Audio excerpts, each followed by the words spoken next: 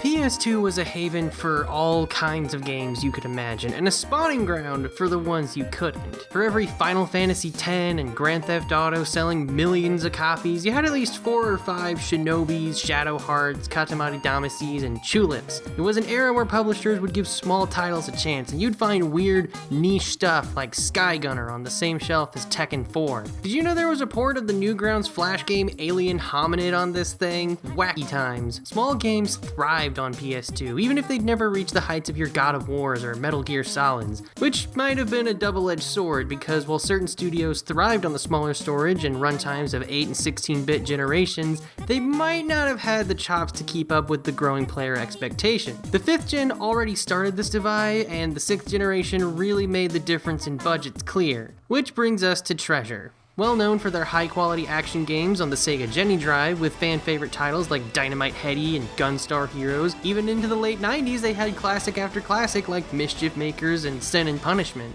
Treasure's games were known for being fast, frantic, imaginative, and polished to an absurd degree. They might have been dormant for a decade at this point, someone should probably go check on them, but their catalog of titles is one of the best you can find from the developers of their era. So it makes sense some of their titles would be overshadowed. I mean, when you're released right between Sin and Punishment and Ikaruga, you have a pretty tough job already. In 2001, between two much bigger names would be a little title for the PS2 by the name of Stretch Panic, aka Freak Out in Europe, aka Hippolinda in Japan. Don't see a game with this many alternate titles too often. That's usually reserved for like Italian exploitation films. Stretch Panic has one of the most confused reputation in their entire history, with some critics giving it 4 out of 10s, while others scored 7.5s, others 7s, some 5s.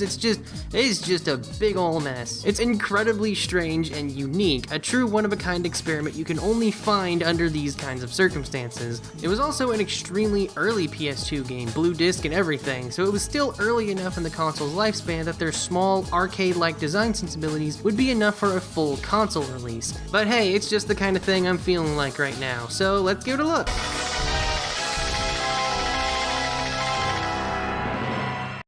Huh. I am not prepared for this. One moment, please. Okay, I'm ready now. This is the unusual story of an unusual little girl. So says the opening text, as said little girl carries a tower of presents. A truck speeds along and totally smacks into her, traveling down the road to deliver a strange box. As the clock ticks down and curious observers gather around to see what's inside, it breaks open to reveal a bizarre door. The surroundings turn dark and the door creaks open, causing a beam of light to envelop everything around it. Several young girls fall into the piercing bright void, and the little one from earlier is left in an unfamiliar, sketchy hall of portraits. Okay, I feel very unsafe and confused. Am I dead? Did I lose already? Well, no, that opening scene was one of only 2 cutscenes you get in Stretch Panic. The manual has more info, so let's dive into that real quick. Man, remember manuals? Anyway, apparently Treasure had a lot of story for this, since the plot explanation is nearly 3 pages long. Quite a lot of context for such a short game. The little girl you play as is named Linda, and she's the youngest child in a house with 12 extremely vain older sisters. All day long, they did nothing but play dress up, put on makeup, and fawn over themselves. Linda does not share the same attitude and just wears the clothes she enjoys, with her favorite being the green scarf gifted to her by their late father. While she went to pick up her sister's weekly cosmetic order, yes, all this is apparently 1 week's worth, the delivery truck from the opening came by their house. Inside the box was a bunch of vanity demons that possessed Linda's sisters and placed them in some bizarre limbo space thing. So now it's poor little Linda's job to rescue her sisters with the help of her own vanity demon that only possessed her scarf. I would ask why she's bothering to save her sisters since they're so awful to her, but she's probably the only one in her family that would bother helping anybody, so sure, go ahead. I wish they made all that context a bit clearer in the game itself, because otherwise I would have no clue what's going on. Maybe it's just their old sensibilities at work. You didn't need any story back in the 16-bit days, but here I am playing a PS2 game and they literally dropped me in a strange place with no explanation. which is weird because it feels like the story would kind of have something to say about, you know, self-absorption, personal vanity, the value of individuality, but, you know, who cares? This is what's in the game. I don't know what I'm asking for. This room really is creepy, though. The textures are all this weird, sketchy hatching that's kind of hard on the eyes. Couple that with the unnerving portraits that hide when you walk near them and the droning ambience, and it feels genuinely freaky. Stop looking at me like that, cowards. It's enough to make someone freak out. Anyway, these doors are marked with a 1, and I guess I need points to open them since I don't have any yet. So that means I start with the EX stages.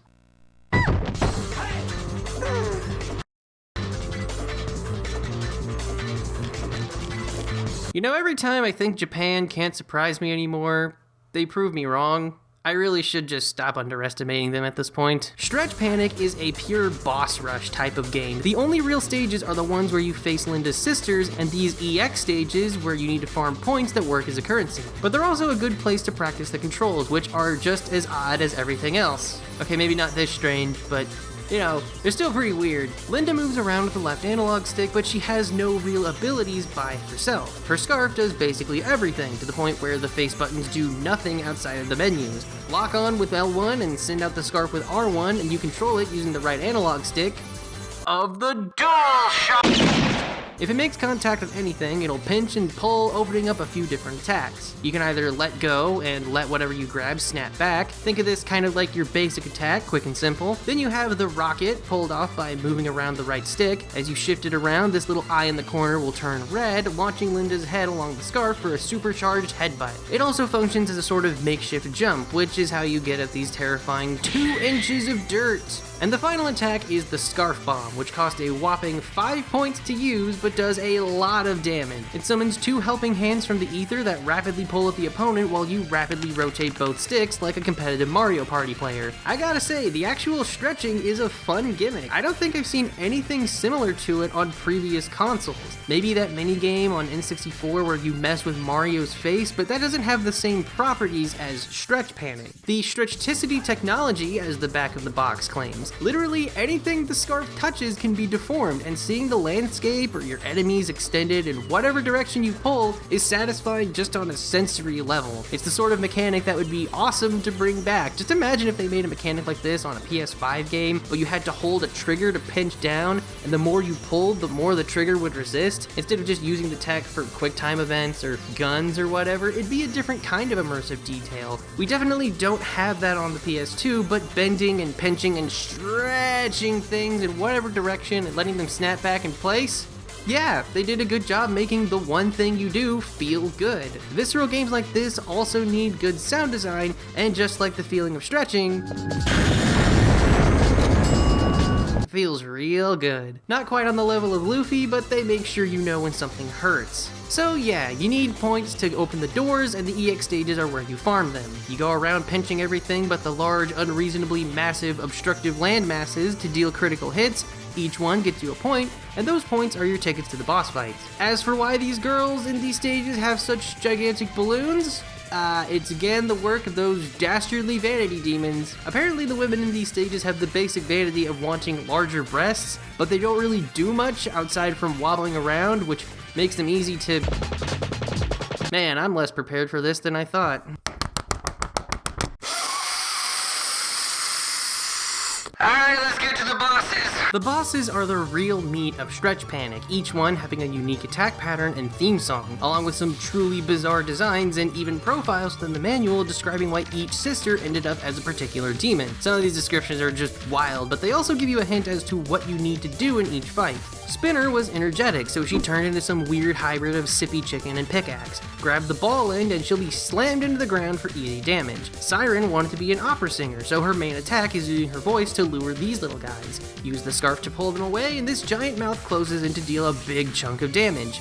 Cinder Had an unhealthy fascination with fire. Linda, maybe just leave her. I get the feeling she's safer here. I will say, Stretch Panic is significantly easier than Treasure's other games on the Genesis, but the real fun of it comes from the sheer variety of these battles. That's another one of Treasure's major strengths, just everything doing something different and weird. I mean, if you're going to make a boss rush game, make sure all the bosses do something interesting.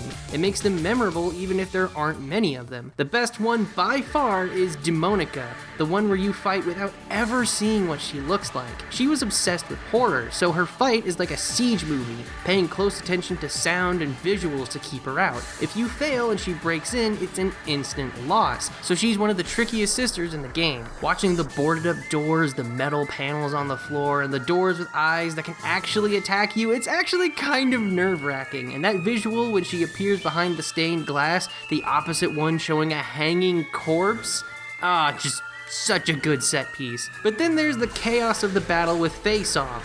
Face Off. Face Off. Wow, that's awful.